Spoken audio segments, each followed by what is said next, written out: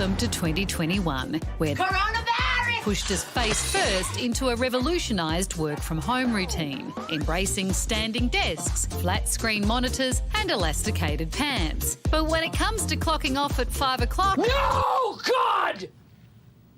No, God, please, no! No! According to the Centre for Future Work, the average Aussie is now gifting the boss around 6 hours of unpaid work weekly, or 319 hours a year. Rude. Are you kidding me? We probably work too much, certainly compared with many European nations. They work fewer hours, but they're still high-income, high-productivity nations. As a collective, that unpaid overtime adds up. It equates to over $200 a week out of people's pockets. That's $125 billion a year, 2 months of unpaid labour. Help me, I'm poor. The blurred work-life lines have also pushed employers' expectations of employee availability up by a whopping 26%. What work-life balance?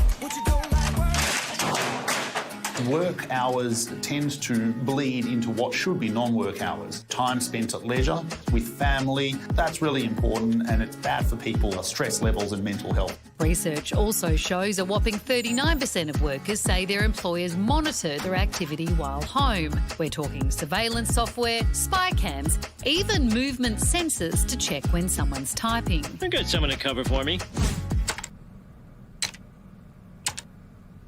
Other countries are cracking down. Last week, Portugal made it illegal to text employees after hours. In France, if your employer emails on the weekend, you best believe you can take them to court. Incidentally, France also has a shorter standard working week than Australia does. No, I'll post it later. And I think those sorts of measures are really important for addressing that imbalance between working life and non-work life. So is it time we got on board?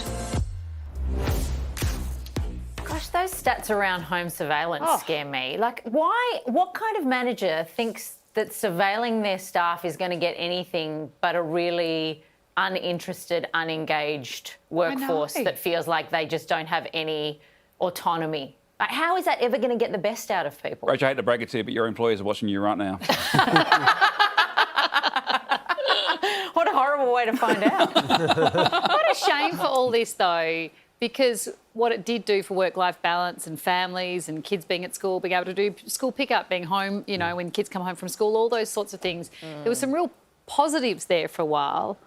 I just hope the negatives don't end up outweighing the positives, because currently that's way too much work to be doing for free. You know? It won't be a uniform experience. There'll be people who would have that. But I kind of feel like we always...